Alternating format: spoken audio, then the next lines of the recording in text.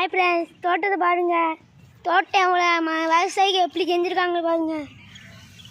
புல் விதை எல்லாத்தையும் போட்டு ரெடி பண்ணியிருக்காங்க. தோட்டத்தையே பாருங்கள், அழகாக இருக்குது. இந்த காட்சி கண்களாக காட்சி புளிமட்டில் வந்து தான் பார்க்க முடியும், மற்ற எந்த இடத்துலையும் பார்க்க முடியாது. பாருங்கள், சைடில் பார்த்தீங்கன்னா ஒரு நிறைய மரம் இருக்குது, தென்னை மரம் இருக்குது.